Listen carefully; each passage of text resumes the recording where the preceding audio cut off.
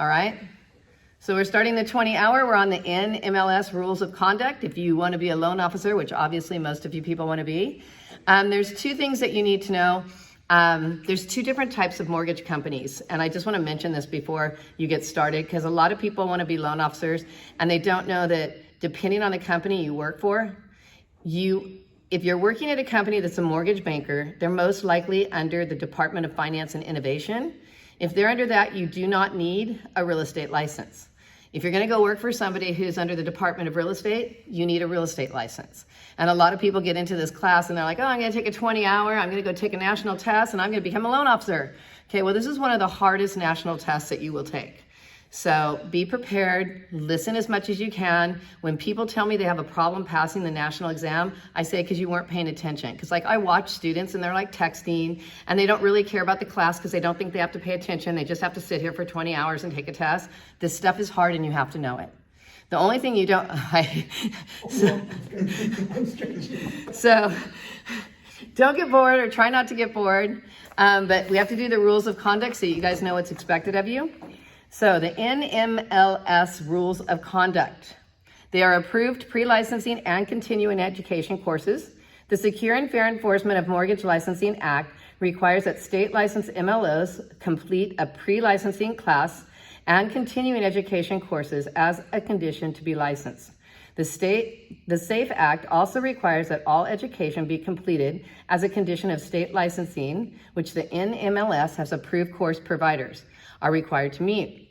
To further ensure students meet the education requirements of the SAFE Act, NMLS has established the Rules of Conduct. The Rules of Conduct, which have been approved by the NMLS Mortgage Testing and Education Board and the NMLS Policy Committee, both of which are comprised of state regulators, are intended to stress that NMLS-approved education be delivered and completed with integrity.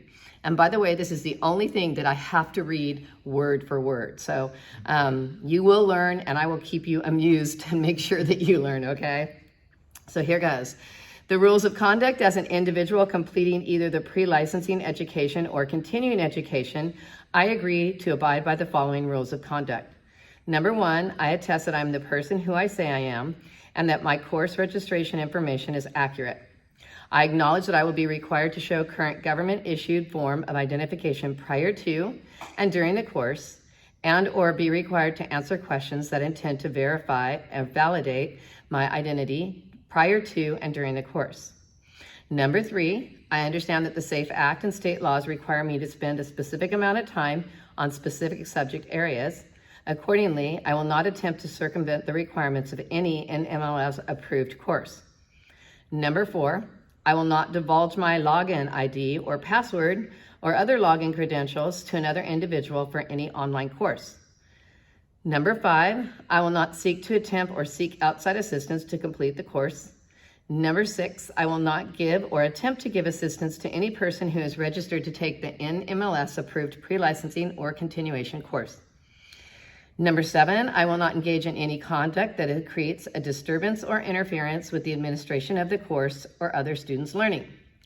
Number eight, I will not engage in any conduct that would be contrary to good character or reputation, or engage in any behavior that would cause the public to believe that I would not operate in the mortgage loan business lawfully, honestly, wait, now I lost myself. I'm usually pretty good, or fairly. Number nine, I will not engage in any conduct that's dishonest, fraudulent, or would adversely impact the integrity of the course I am completing and the conditions for which I'm seeking licensing and renewal. I understand that the NMLS-approved course providers are not authorized by NMLS to grant exceptions to these rules, and that I alone am responsible for my conduct under these rules. I also understand that these rules are in addition to whatever applicable rules my course provider may have.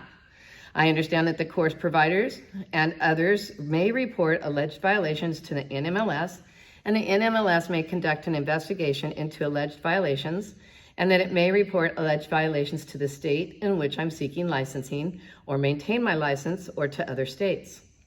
I understand that the CSBS privacy notice is applicable to the rules of conduct, and the CSBS privacy notice can be found, and it has the website where you can see the CSBS information. I further understand that as a result of the investigation into any alleged violation may be subject me to disciplinary actions by the state or the regulatory registry, including removal of the course from my NMLS record and or denial or revocation of my license. Okay, so you should have got that, a copy of it sent to you, and you need to sign it and send it back to our class, our office, and they'll make sure that you all have it sent in. The other thing that we really need from you, and a lot of people forget to get it before they take this class, is your unique identifier number. So you go to, if you don't have it already, go to the NMLS website, open an account, and get your unique identifier. It should take you about 3 to 5 minutes, okay? So anyways, that's your rules of conduct. You need to stick by it.